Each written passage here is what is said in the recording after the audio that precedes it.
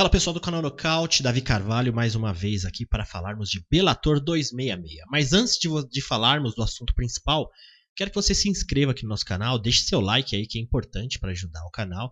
E também, se você está afim de participar do grupo de membros do canal Nocaute, se inscreva aqui, tem um link logo aqui embaixo, onde você pode se inscrever no grupo, receber novidades, concorrer a sorteios de canecas, camisetas, bonés e também tem até opções se você já quiser começar no grupo aí já com uma camiseta do Nocaute, tem um planinho lá especial também para quem quer começar dessa forma, certo? Falando aqui do Bellator 266 que vai acontecer nesse próximo sábado e o card começa lá pelas 7 horas, vai ter um card mais ou menos, tem muito lutador estreando no MMA profissional nesse card do Bellator, mas eu vim aqui para falar da luta principal, que se compararmos ali com a luta principal do UFC, que tem no mesmo dia do sábado, eu particularmente fico com essa do Bellator, que é do Mr. Wonderful, né, Phil Davis, que é o número 3 do meio pesado do Bellator, vai encarar Yoel Romero, que tenta fazer sua estreia no Bellator.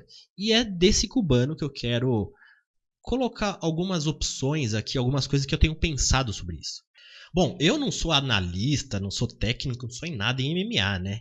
O nosso esporte é tão novo, é relativamente novo, que o que a gente pode contar hoje é com a opinião do pessoal da imprensa, de profissionais do MMA, como treinadores e coaches, né? E a opinião dos fãs que se metem a dar opinião também nos canais do YouTube, que é o meu caso. Então, como funciona a opinião dos fãs?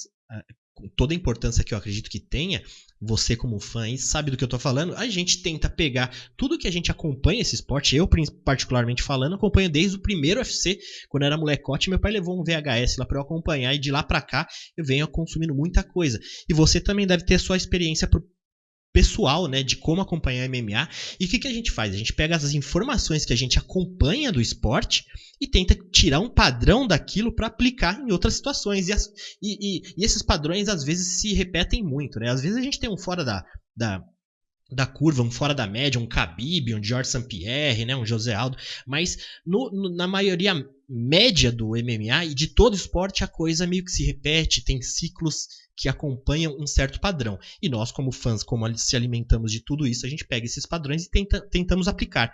E é sobre isso que eu queria falar hoje, sobre o futuro de Yoel Romero, o cubano, né, que já está tanto tempo no MMA, teve uma carreira relativamente curta no MMA porque ele migrou já numa certa idade, né? Isso, de repente, foi até uma vantagem porque ele não tinha desgastado tanto o corpo dele e conseguiu se entregar mais. Mas se a gente pegar agora a situação do cubano, já está com 44 anos, ele tem uma rodagem aí e a gente fica se perguntando quando que a curva do Yoel Romero, do cubano, vai degringolar, né? Vai acabar. Quando veremos a performance do Yoel Romero acabando. Mas, para ser sincero para vocês, eu acho que nós já estamos nessa fase. Yoel Romero, ele tá desde 2018 sem vencer uma luta no MMA. Desde que ele venceu a luta da bitoca lá do Luke Rockhold, de lá pra cá ele não venceu nenhuma luta. E a gente começa a ver alguns sinais dele que pode ser algum fator que deixe claro que o ritmo dele está sendo diminuído. Por exemplo, em 2014, o Yoel Romero estava para fazer aquela luta com o Tim Kennedy. Logo depois da luta do Tim Kennedy, ele teve um problema no joelho, então parou, lesão, né? Todo atleta passa por lesão. E ele parou um tempo para se recuperar. Nesse período, tiveram algumas entrevistas que perguntaram pro Yoel Romero como que estava sendo a recuperação. Ele falou, não, já tá bem, não é nada comparado com aquela cirurgia que eu fiz no pescoço em 2012. E foi algo que ele mesmo falou que foi algo que quase tirou a vida dele. Então, de lá pra cá ele foi vindo, já tivemos aí 2 lesões graves, né? E em 2020 ele fez aquela disputa pelo cinturão dos médios no UFC contra o Adesanya. Foi uma luta bem morosa, bem, né, devagar, ninguém se entregava. E de lá pra cá, se você começar a pensar, o Yoel Romero tem esse estilo, né? Ele tem aquele famoso terceiro round do Yoel Romero, onde ele explode. O Yoel Romero é um cara muito experiente, muito inteligente. Ele sabe aproveitar da situação da luta para saber o momento que ele tem que explodir e retirar uma vitória. Mesmo porque isso é uma forma inteligente dele saber até onde vai o limite da jovialidade dele, né? Claro que hoje ele tem 44 anos. E saber dosar para os momentos oportunos. Então ele já vem fazendo isso, fez isso contra o Chris Weidman, fez isso contra muitos lutadores. Mas de lá do Rockhold para cá, as coisas não têm funcionado do jeito que ele queria. E uma das coisas que eu acho também que faz o Yoel Romero ter performances boas é o fator medo que os adversários têm dele. Então, todo mundo sabe o quão assustador é esse cubano, né? O cara é muito forte, muito atlético nas encaradas, nas pesagens contra o Adesanya, ele deu um mortal para trás. Só que é aquele período de explosão que o corpo dele possibilita. Então, esse fator medo já faz com que o adversário não se entregue à luta. Como foi com o Robert Whittaker, como foi com o próprio Borrachinha, por mais que o Borrachinha foi pra cima da luta. Bom, naquela luta com o Adesanya, na semana da luta, o Adesanya já deu uma declaração falando que ele tinha achado algo estranho no Yoel Romero, no olhar dele, parecia que o olhar dele estava meio perdido e o Adesanya não estava entendendo o que estava acontecendo. Tivemos a luta contra o Adesanya, aquela luta devagar que não aconteceu nada, ninguém fez nada. A Adesanya, com aquele fator medo que eu falei, não se entregou na luta. E o Romero, conhecendo os limites do próprio corpo e um campeão muito técnico do outro lado, também não se entregou. Depois disso, o Romero, o que aconteceu? Ele teria uma luta contra o Uriah Hall no UFC. Só que essa luta não aconteceu, o UFC acabou dispensando o Yoel Romero, e o Dana White, numa entrevista, falou naquele período, ela falando, não, vamos demitir 60 lutadores, e um deles foi o Yoel Romero, que está numa sequência, na época ele estava com 4 derrotas, e o Dana meio que justificou a demissão do cubano, que era top ali, se eu não me engano era top 3, top 4, ele justificou dessa forma, que estavam fazendo uma limpa no cartel. Com isso, Yoel Romero saiu do UFC e assinou com o Bellator, e assinou para esse GP dos meio pesados, que até então ele participaria junto com Phil Davis, que acabou perdendo por Enkov. Só que a luta do Yoel Romero, que ele faria a primeira luta contra o Anthony Johnson, não aconteceu, porque a comissão atlética não permitiu o Yoel Romero lutar. E nesse período apareceu rumores que eu digo literalmente rumores, tem o site aqui do Middle Easy falando que o Yoel Romero estava com uma complicação muito séria nos olhos.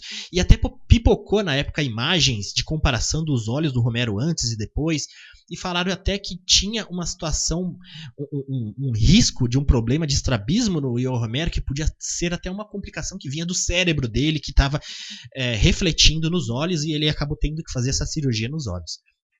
Então me faz pensar também se o Dana White já não sabia desse problema, resolveu dispensar o cubano, porque já é um cara já de 40 e poucos anos, hoje ele tem 44, na época tinha um pouco menos, mas já para evitar colocar o cubano em riscos graves, né? Mas o Bellator acabou assinando com ele. E depois dessa luta que não foi permitida contra o Anthony Johnson, o Romero provavelmente fez a cirurgia e tudo, e ficou apto para lutar agora contra o Mr. Wonderful Phil Davis. Bom, dito tudo isso, imaginando todas essas situações que passou pela carreira do Yoel Romero de um tempo pra cá, e a gente vê muito se espelhando, a gente viu o Anderson Silva, o lutador que foi, o lutador, a lenda que ele foi, teve um período que de lá pra cá começou a colecionar derrotas e as coisas não funcionavam como ele gostaria, simplesmente pelo fato dele já ser um jovem senhor, assim como o Yoel Romero. Então, pessoal, o que eu quero dizer com isso? Que infelizmente pode ser que a gente esteja vendo os últimos momentos de Yoel Romero no MMA.